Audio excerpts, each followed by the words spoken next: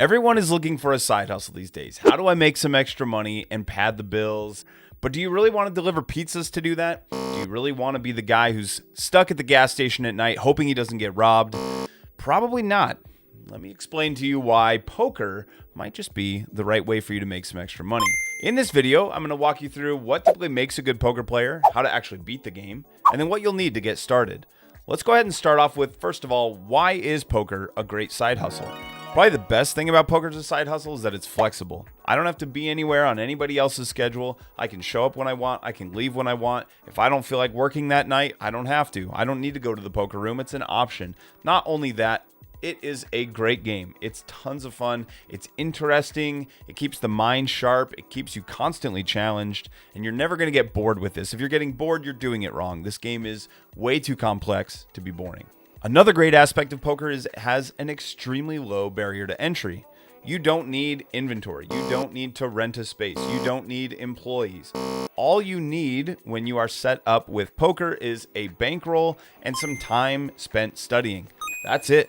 If you're doing those things, you are ready to go. You are ready to move ahead with poker. Finally, poker is scalable over time, meaning that when you first start, you will expect to make some small amount of money that will grow over time as your skills grow. The greater that gap becomes in your skill level versus someone else's, the greater your potential to earn over time, and you're able to move up in stakes as you go, which means that your money can grow and your bankroll can grow even faster. Now let's discuss how you actually make money playing poker. Poker is often confused with casino games, something like roulette. It's played in a casino, and so people often think of gambling games like roulette, where you are playing at a disadvantage to the house, and the house is taking money off of the table just by beating you with their odds over and over again. In poker, it's a little bit different. You're going to pay either for your time or a small amount per hand that gets taken off of the table. What you're actually doing, though, is playing against other players, which means that when you have a greater skill advantage than another player, you can actually beat them. This is no longer gambling at the point where you have an edge over the rest of the table, or even over a certain quantity of the table. If you can just beat 3 players there, but beat them consistently and avoid the other players in the game, that's still a way to beat this game in the long run. You don't actually have to be one of the best players in the world. People often get the misconception that in order to make money in this game, I need to become one of the absolute best. And there's too much going on out there. There's too many players who are too good. I can't get to a point where I'm going to win.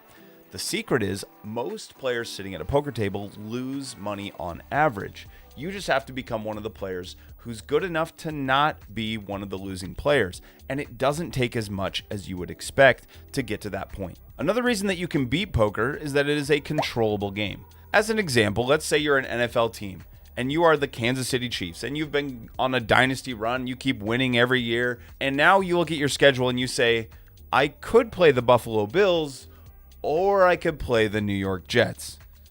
Well, in this current season of the NFL, and almost any season, the Jets are a dumpster fire, but the Kansas City Chiefs, if you're them and you get to choose which one you're going to play the lowly, crappy teams that lose every year. You're going to avoid the challenging teams. That's an option you have in poker. You don't have it in the NFL. You have it in poker. So that is a reason you can beat this game, is you can choose to play the softest games possible, the easiest opponents possible, and you can play them as often as you want.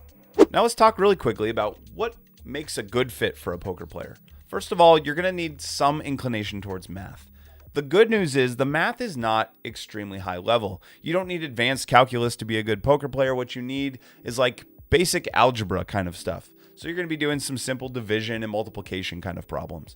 It's good news. It's not that hard, and with practice, you'll get it. Next up, this game fits strategists really well. If you enjoy strategy games of any kind, maybe you like chess, maybe you like Settlers of Catan, anything that requires a little bit of strategy, something that, makes your mind work and solve a little bit of a puzzle, that's going to fit well with this game. The next important factor is discipline. You need to be disciplined at the poker table. There's going to be times where you are losing and it doesn't make sense. You've made all the right decisions. There's going to be times where you need to make the right decision and you don't want to. There's going to be times where the game has become too hard and you need to walk away. If you are not disciplined, it's going to be very expensive for you. And you need to be able to tell yourself, okay, I'm going to choose the right thing even though I don't want to. And finally, mental fortitude. This is probably one of the hardest things for people, especially when you're first getting started. You lose your mind and become impatient and angry and I'm due, and you go on tilt, and maybe you're yelling at players at the table or the dealer or blaming people.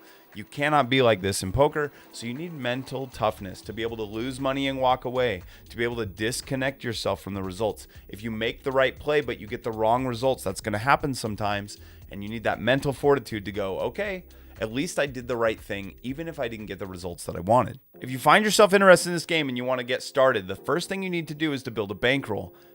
Bankroll is basically poker money that you are not going to touch for any other reason. It does not get mixed into your bills. It's not your savings. It's not your checking account. Now, I would recommend that you start with at least 5 buy-ins. So if you have a few losses, it's not hurting your bills. It's not affecting the rest of your life. It's just money that's coming out of the bankroll, and you're going to try to rebuild it with wins or build it up over time by winning at the table. Step number 2 is to really learn the game. You need to study for a while, whether you're reading books, watching videos on YouTube, doing a training site, coaching, however you want to learn the game is fine. The first things that you're going to want to learn are the hand rankings if you don't know them.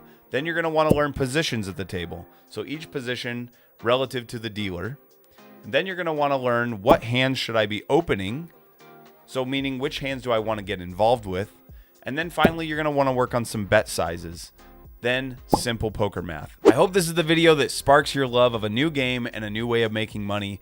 If you have questions or comments, please leave them down below. I'm always happy to answer those. And I want to hear from you down the road that, hey, this was the moment that got me started down my favorite new hobby, career path, whatever it is that you're going to do with poker. I hope you'll make some extra money. I hope you'll enjoy this game as much as I do. And please let me help you out in whatever way I can. Thanks for being here, and I'll see you in the next one. Tyson. Do that, I survived, doing 80 to the house, then I hit her to the sky, changed haters on a tirade, talking to their crib in the face, be still.